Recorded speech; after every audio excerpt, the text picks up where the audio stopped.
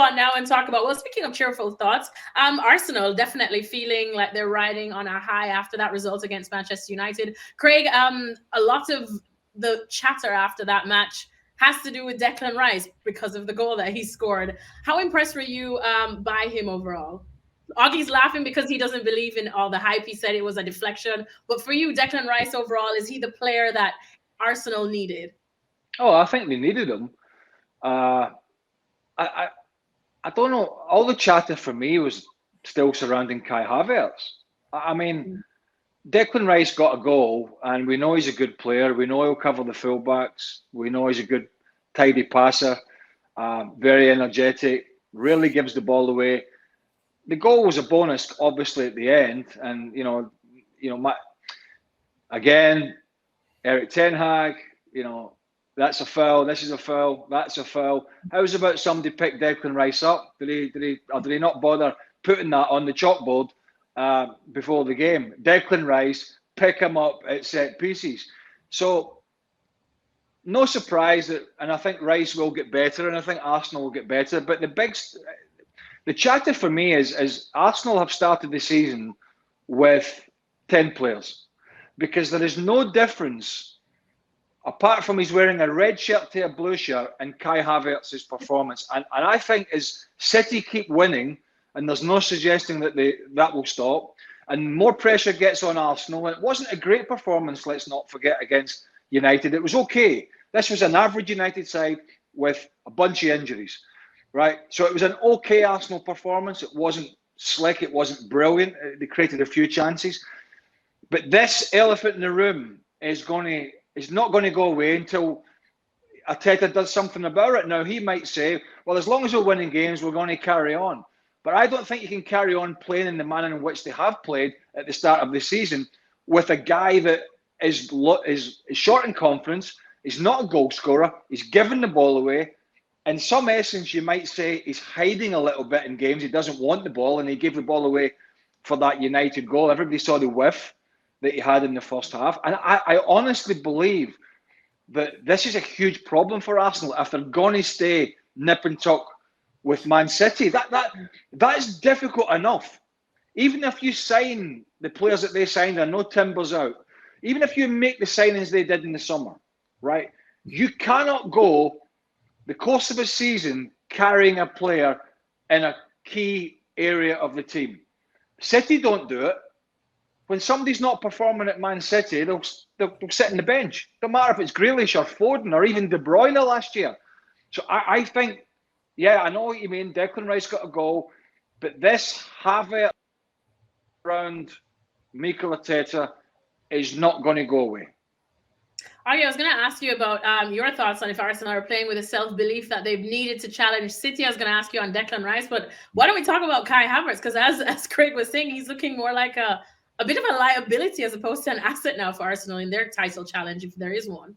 Yeah, he's definitely a luxury buy, and I think he reminded me of Mesut Ozil at times at the weekend, and that isn't a compliment. That kind of that lazy, languid kind of.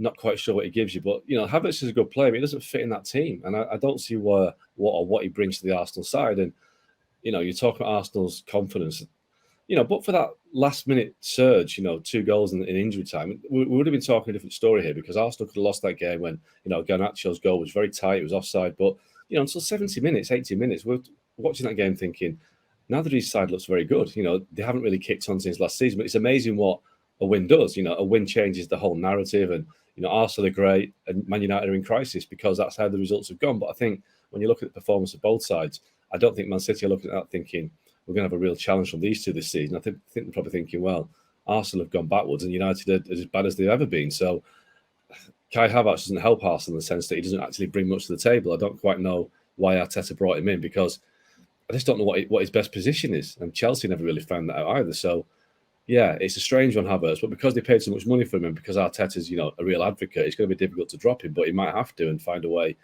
to accommodate somebody else, because if he stays there, like Craig says, they're playing with 10 men. I mean, the thing is Arsenal are a poorer team with Havertz in it. There's not a lot of doubt about that. And I hear some people say, "Oh, he needs time. I get that. It's like it's great to give people time, but Man City are not going to go. I tell you what, we'll take the foot off the gas a little bit and you can have time to bed him in.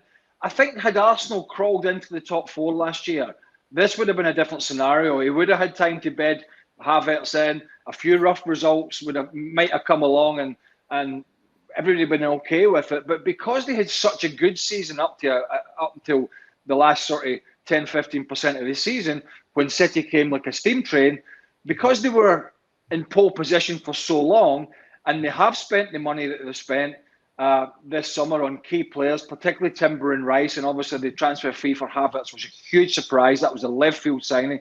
But because they were so good for so long last year, there is a pressure, a complete sea change on what's expected of Mikel Arteta and Arsenal this year. And that is to be the main challengers to Manchester City. And I honestly don't see any reason, apart from the one we're talking about, why they can't be. You know, and I think Arsenal are getting away with it a little bit at the moment, and that's sort of absorbing the Havertz lack of form as we speak now. But trust me, that's not going to last. It's not going to last, and he's going to have to figure it out. I feel sorry for the player. The player, you know, he's made another transfer. He wants to do well, but he's not the kid that's come in from Bayer Leverkusen, the kid who was one of the real deals in the Bundesliga, who could play across the front line for Leverkusen, who could score goals, and he was the main man there.